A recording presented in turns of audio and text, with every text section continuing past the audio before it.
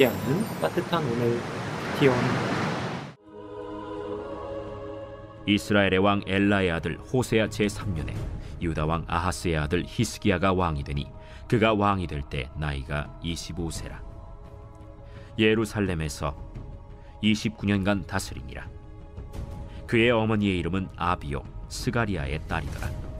히스기야가 그의 조상 다윗의 모든 행위와 같이 여호와께서 보시기에 정직하게 행하여 그가 여러 산당들을 제거하며 주상을 깨뜨리며 아세라 목상을 찍으며 모세가 만들었던 놋뱀을 이스라엘 자손이 이때까지 향하여 분향함으로 그것을 부수고 느후스단이라 일컬었더라.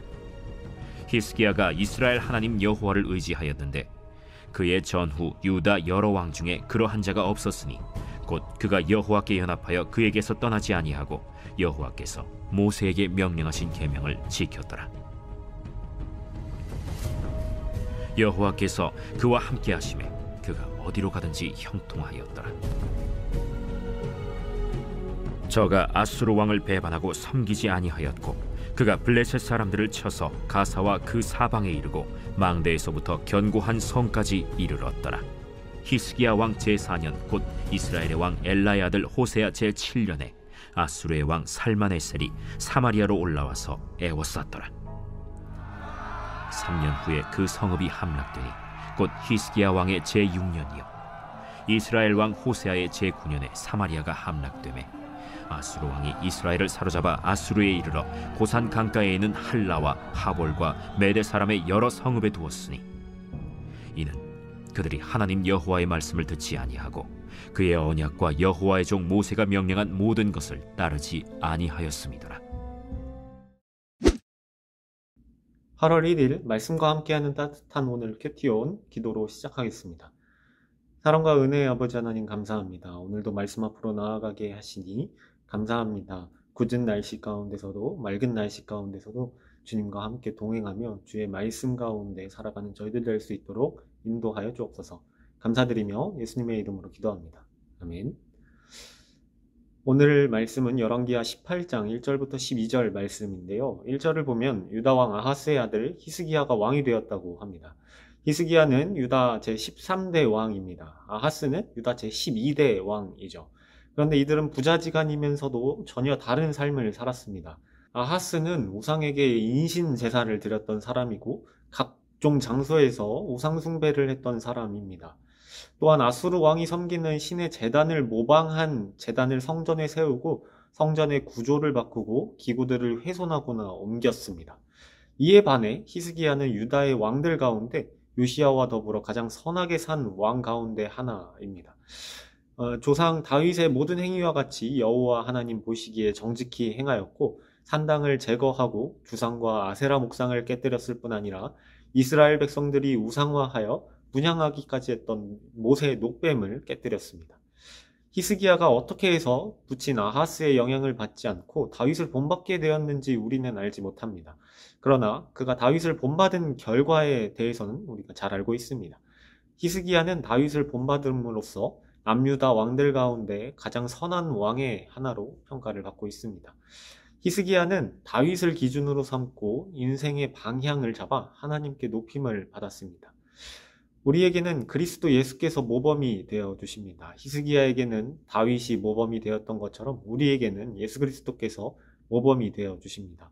그리스도 예수께서는 우리가 하나님의 말씀에 대해 어떤 입장을 취해야 하고 어떻게 경건 생활에 힘써야 하며 이웃과 소외된 자, 장애인, 그리고 원수에 대해서까지도 모범을 보여주신 분입니다. 아버지 되시는 하나님께는 온전한 순종을 올려드렸고 이웃에 대해서는 사랑과 봉사의 정신을 보여주셨으며 원수에 대해서는 조건 없는 용서의 모범을 보여주셨습니다. 그리스도 예수의 장성한 분량까지 자라가는 우리 모두가 되기를 간절히 소망합니다. 히스기야는 그간 고질적인 문제였던 여러 산당들을 제거하고 현재 오벨리스크라 불리는 주상, 아세라 목상의 우상을 깨뜨리고 모세가 만들었던 놋뱀까지도 부수고 그것을 놋조각이라는 의미의 느후수단이라고 불렀습니다. 놋뱀은 출애굽했던 이스라엘 백성들이 광야에서 하나님을 원망했던 일이 있습니다. 그러다가 이제 하나님의 진노를 사서 하나님이 보내신 불뱀에 물려 죽어갈 때 모세가 하나님의 말씀에 따라 만들어서 백성들이 그것을 보게 함으로 구원을 얻었던 일이 있습니다. 그런데 이 문제는 이스라엘 백성들이 이 녹뱀을 단순한 기념물로 여기지 않고 특별한 능력이 있는 것으로 생각하고 거기에 분향하며 숭배했다는 것에 있습니다. 녹뱀이 이스라엘 백성들에게 하나의 우상이 되고 만 것이죠. 이것은 이스라엘 백성들이 올바른 여호와 신앙, 여호와 하나님 신앙을 갖기에 적절하지 못했고 걸림돌이 되고 말았습니다. 그래서 히스기야는 이것을 제거해 버립니다. 부셔버리는 거죠. 히스기야는 자신의 신앙을 여호와께서 모세에게 명하신 계명을 지킴으로 증명합니다. 전심으로 하나님을 의지하는 모습을 보여줍니다. 우리 또한 하나님과 연합해야 합니다. 하나님이 함께하는 사람은 복이 있습니다. 9절부터 12절은 아수르에 의한 북이스라엘의 멸망이 담겨 있습니다. 하나님을 경외하는 자와 경외하지 않는 자의 대조적인 운명을 말하고 있습니다. 두 부류의 사람들이 처음부터 이렇게 갈린 것은 아닐 것입니다. 두 부류의 사람들은 처음에는 전혀 구분되지 않을 수도 있습니다. 그러나 어느덧 때가 이르면 적절한 시간이 지나면서 그들이 확실하게 갈리게 됩니다. 특별히 이 세상의 마지막 때가 이르면 두 부류의 사람들은 한순간에 극명하게 갈릴 것입니다. 주님께서는, 우리 예수 그리스도께서는 마지막 때 하나님을 경외하는 자와 그렇지 않은 자가, 목자가 양과 염소를 구분하듯이 구분할 것이라고 말씀하십니다. 여러분은 어느 편에 서시겠습니까? 말씀을 의지하는 우리의 매일매일이 되기를 간절히 소망합니다. 오늘의 묵상 질문입니다. 하나님과 온전히 연합해 하나님만 섬기기 위해 내가 할 일은 무엇인가요? 이 묵상 질문 놓고 더 깊은 기도의 자리로 나아가시겠습니다. 기도하겠습니다.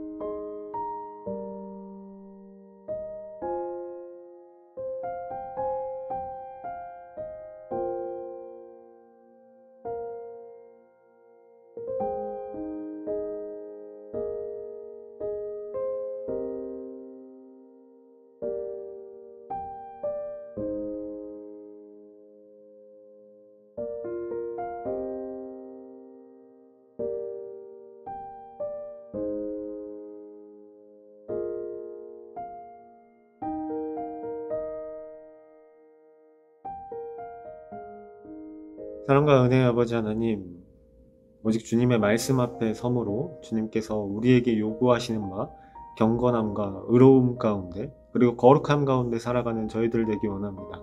우리에게 안에 있는 우리가 세운 모든 우상들을 깨뜨려 버리고 오직 하나님만 전심으로 찬양하며 하나님만, 하나님의 말씀만 따라 살아가는 저희들 될 수 있도록 인도하여 주옵소서.